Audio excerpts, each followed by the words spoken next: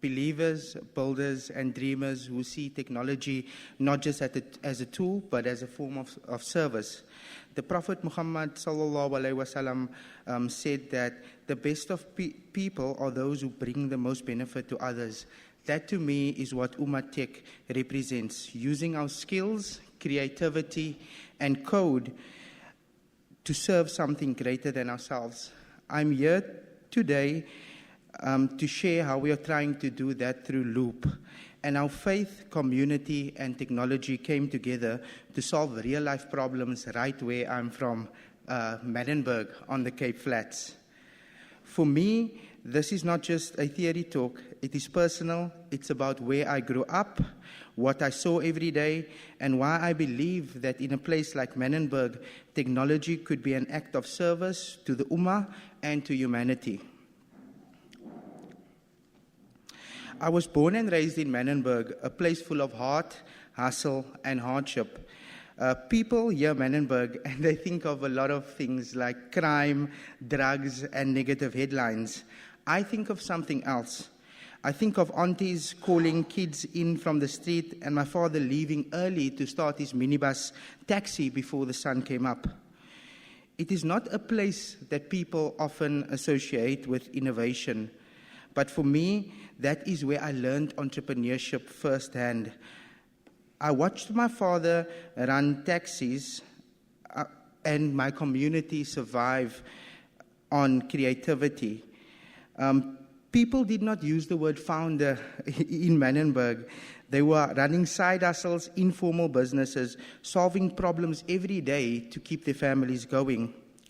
Over time, I saw a system that was failing our people.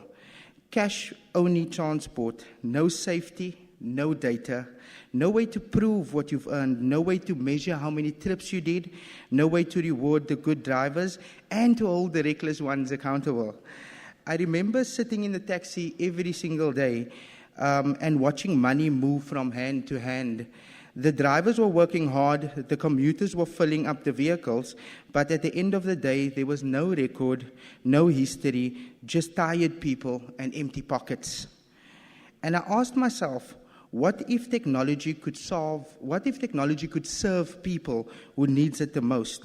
What if the same systems used in big cities and shiny offices could be adopted for townships, taxi ranks, spaza shops, and streets like mine? That question became Loop, a digital and mobility platform built not in Silicon Valley, but in the streets of Cape Town for the millions of commuters who move our economy every day. It started small, a few trips, a few pilots, a few taxi drivers willing to try something new. People told us that it would never work in this space. They said that drivers would never use it, that commuters didn't want anything digital, and that township transport was too messy for anyone to organize. They said it couldn't be done, but we did it anyway, with faith, grit, and the belief that Barakah lives in service. Building Loop was not easy. We had no funding, no roadmap, only conviction. I sat in meetings where investors smiled at the story, but they didn't believe in the market. People loved the vision, but doubted the execution. I would hear things like, you can't digitize taxis. No investor will back that. Every doubt became fuel to prove them wrong. There were nights when I questioned if they were right. Sometimes we thought we had a deal. The deal fell through. Early employees and co-founders left the business because they weren't patient enough. Sometimes we built the wrong thing more than once. Each mistake cost us time and money that we didn't have. But each one also forced us to learn faster. This is where intention, Nia, became very real for me. In Islam, Nia matters.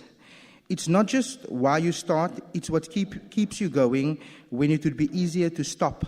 Our intention at Loop was pure, to create technology that empowers people, not replaces them, to make digital tools accessible to those who have been left out of the financial system, to give structure and dignity to work that has always been treated informal, even though it carries the country every single day.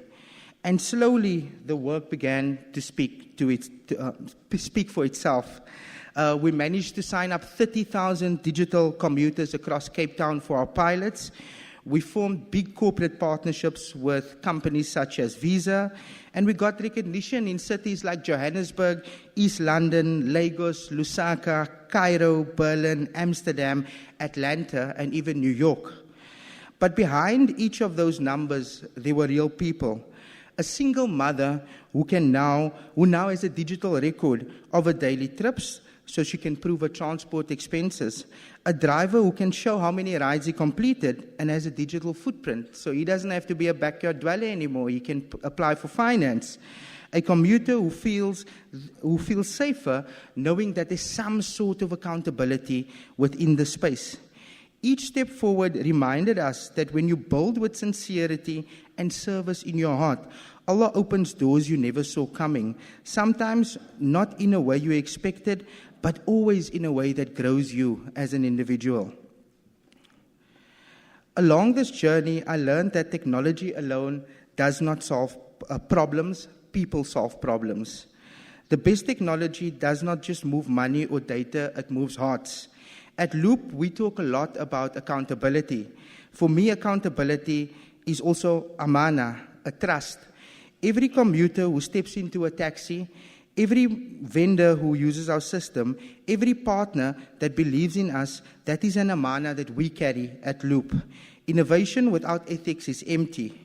Our faith grounds our innovation. It teaches us that success is not in the numbers alone. It is in the amana that we honor, the way we treat people in the process. That's what makes the Umatech movement so powerful. We don't just build for growth, we build for good. We are not just chasing valuations, we are chasing benefit. As Muslim technologists and founders and creatives, we have a responsibility to redefine what technology means for our people, to remind the world that values and innovation do not compete, they complete one another. The next great solution will not come from privilege, but it will come from purpose. It will come from those who build with faith, who see service as success, and who believe that even a small idea rooted in good intention can change lives.